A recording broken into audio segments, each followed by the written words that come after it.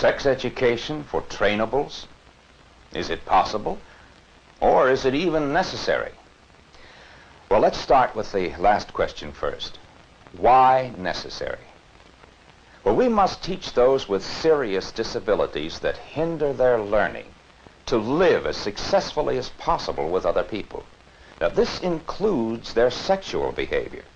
But rather than teach, which is somewhat difficult, it becomes a training situation with as much explanation as they can absorb. And is it possible? Well, through training, they will realize who they are as men and women and what is expected of them in social situations. Sex education for the trainables should be made as simple as ABC.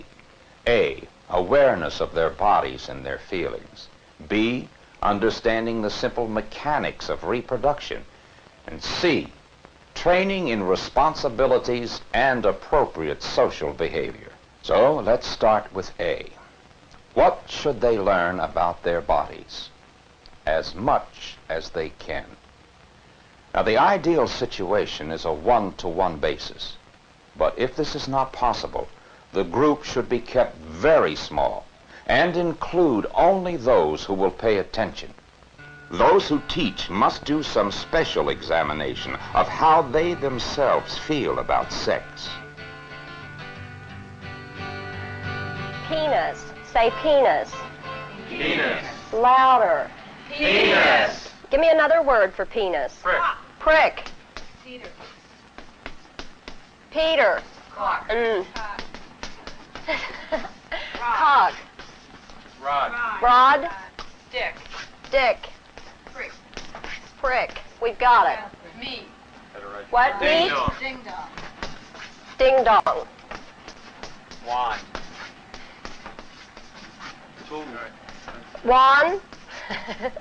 Right one. Wiener. Wiener. I don't know how Talking to about spell it. and using sexual terminology is difficult for many people because of the guilt and embarrassment from our heritage. Okay, let's all say them, okay? Prick. Prick. Peter. Cock. Rod. Dick. Meat. Ding dong. Wand. Wiener. Tool. Joint. Teachers must be able to use these words without becoming upset, or they will not be able to communicate with their students. Now, let us watch a teacher in an actual session, leading a discussion concerning the differences between boy and girl. Okay, we talked about some of the differences now, men and women and the jobs they do that Sandy mentioned. Yes. Okay? Now let's just look at the bodies. We're going to talk about the other things that make a man and a woman different. Okay? Now, what about up here? Are they the same? Not as a man. No. Okay. Nancy, do you know what a woman has up here? What are these called? Do you know a word? Do you know a word for those? No. Any word? Anybody? I do. Breast. The breast. Okay. Do you know any other words for those? Tits. Tits. Okay. Right. Okay. Everybody knows one of those two words? Yes. Do you think that's a nice thing for a woman to have? Yes. Hmm? Are you happy that you have breasts? Yes. Hmm? I am. Yes. Oh, yes. Go along with that. Huh? I go along with that. You think that's a nice thing for women to have? Right. Okay. What does the man have that the woman doesn't have? Hmm? Penis. Very good. Penis. Does everyone know that word? Yes. Penis. What do you think? Do you think that's a good thing for a man to have a penis? I think. I think The technique used is drawing out rather than pumping in. The teacher refers to boy or girl as being something very special. Understanding the body parts and functions considerably improves their self-esteem. Taking the time to answer a question directly and fully on an individual basis is an effective way of teaching. You asked me a question about it, and I found some pictures that might help explain what happens. this is the male penis here, Yeah, right? yeah, Okay. Now, do you know what can happen to this? In other words, it's soft at this time. It gets hard. It does get hard. Yeah. Now, you had to ask me how it gets hard, right? How it doesn't get hard. Well, there's a picture of the male penis. This is the same man with the penis getting hard. Every man's penis can get hard at certain times. Do you ever have that happen to you? Once in a while. Yeah. Do you ever wonder about it? Yeah, I wonder about Yeah. that. What usually happens after it gets hard? I go to sleep at night. Yeah. Fix up it, go in the toilet, then it goes down. Very good. You know, inside the male penis, there are a lot of little blood vessels in there, That's right. inside, and these kind of swell up, and that's how it gets hard. And it's a very normal thing. Every boy goes through that. Every boy goes through that. You realize that? Yeah. Okay. All right. As long as you know that. Sandy, we're going to talk again about the parts of your body, okay? And the fact that a girl has 3 holes between her legs. Yeah. 3. How many, Sandy? 3. Okay, now let's look at this picture. Okay? Yes. You see that? This hole here is the hole where you make a BM, Yes. and it's called your rectum. Yes. Okay?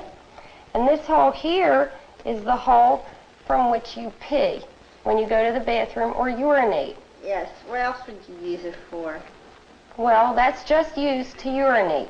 No, it's not. It's used to menstruate, too. No, that's another hole, and we'll talk about that, because there's 3 holes here. Now, you show me what I showed you. BM. This is when you cis, and this is when you menstruate. No, this is the hole you pee from. Yes. This is the hole you make a BM from. Yes. And this hole in between the 2, Yes. that's called your vagina. Yes. And that's the hole from which you menstruate. Yes. Now, Have them you show it repeat, to me. if possible, to show that the lesson is being understood.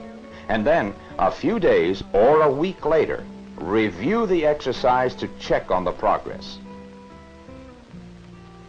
As a first step in understanding reproduction, we need to prepare trainables for the emotional and physical changes in their bodies. Children need this information before they reach puberty. Adolescents and adults who have never had this training need this knowledge as a foundation. For instance, a girl with a serious learning handicap who has been introduced to the experience of menstruation will be able to accept her first period without trauma. This is what happens to me. It will happen to you. It's all right. It's part of being a woman. This communication is repeated many times so that when a girl has her first period, she will not be frightened. This is what happens to me. It will happen to you. It's all right. It's part of being a woman.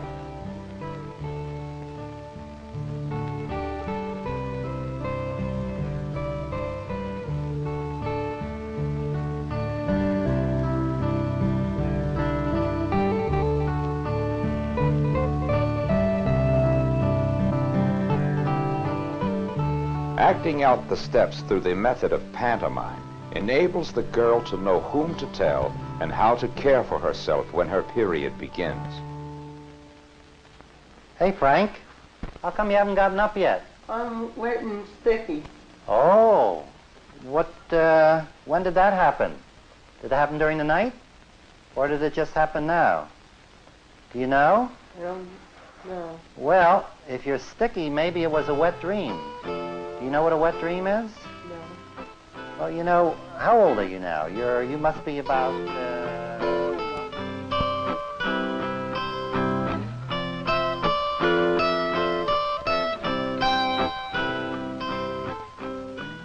The counselor shows a calm, accepting approach to this boy who has just had a wet dream. There is no scolding or recrimination. The boy is not frightened, and there is no reason for him to feel guilty. Frank, I'm sure you understand now just what happened and that this is probably going to happen quite a few times more, like it does to everybody else, and it's quite normal, right? I think the best thing we can do now is to show you how to clean it up. Okay? Okay.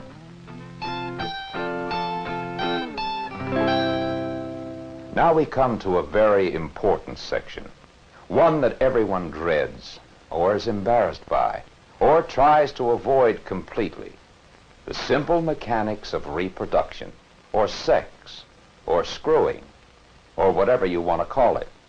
This is a pillow, and the lady's lying down. Sandy? Yes.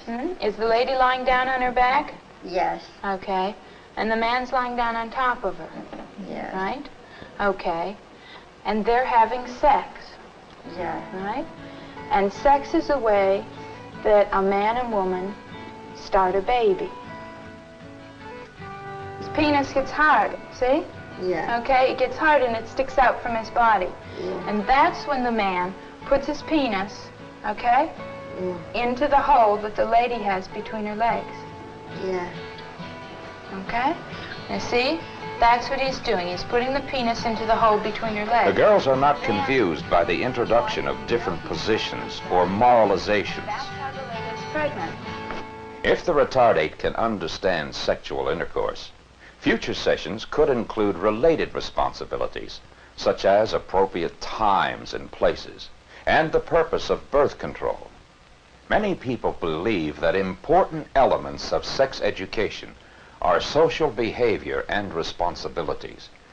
Social acceptability involves being comfortable with one's own sexuality.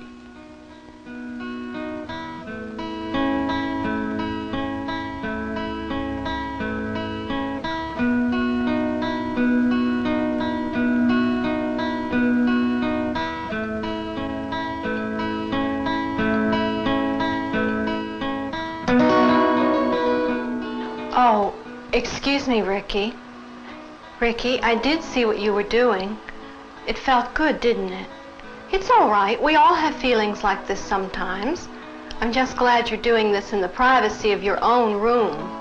When you're a little bit older, we'll have to talk more about these feelings and what causes them and how we can control these feelings. I'm sorry I intruded on your privacy. I'll be sure to knock next time, okay? This manner of response frees the child of guilt and assures him he is normal. It opens communication between parent and child and introduces the concept of responsibility for his behavior.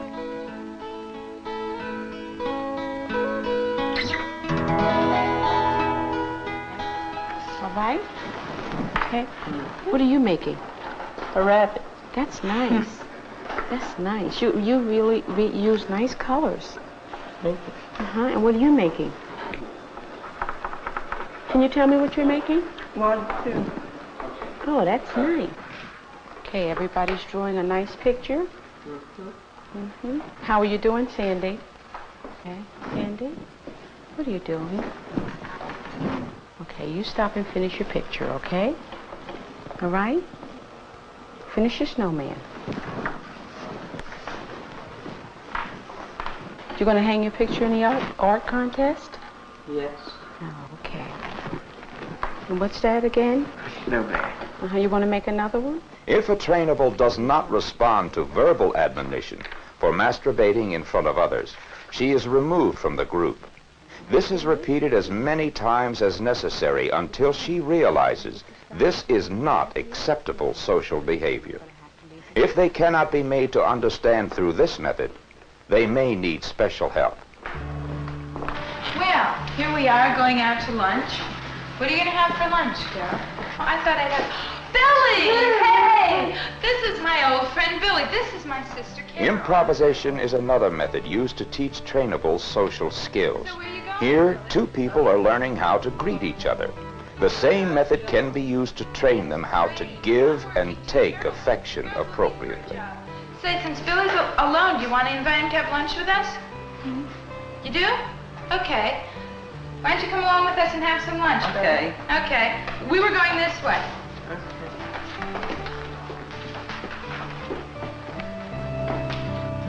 How you doing? Fine, Susan.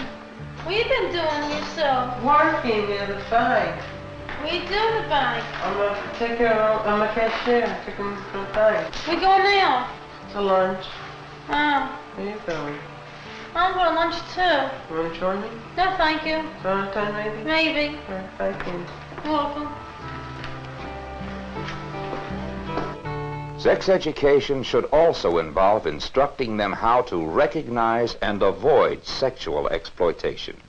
Trainables are particularly vulnerable because of common characteristics of trust, lack of judgment, and desire for affection. These individuals must be trained and exposed to well-supervised social situations in order to relate to both sexes.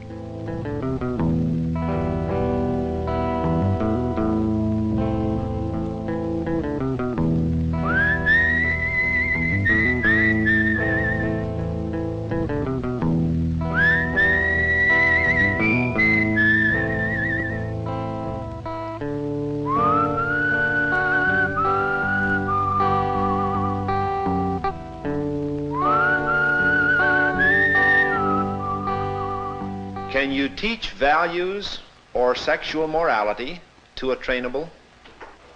If you don't teach them, there's always the chance that they'll get in trouble and they can be arrested. Teachers should not thrust their own moral values on their students. There are too many conflicting moral systems today. This is the responsibility of the family, if available. However, it is the teacher's duty to enlighten their students on the commonly accepted standards of sexual behavior. No one should use the body of an unwilling partner for their own pleasure. Unprotected and unplanned sexual intercourse is wrong, and no one need allow anyone to touch their bodies if they do not want them to. We may not always succeed in reaching the trainables. We must always try.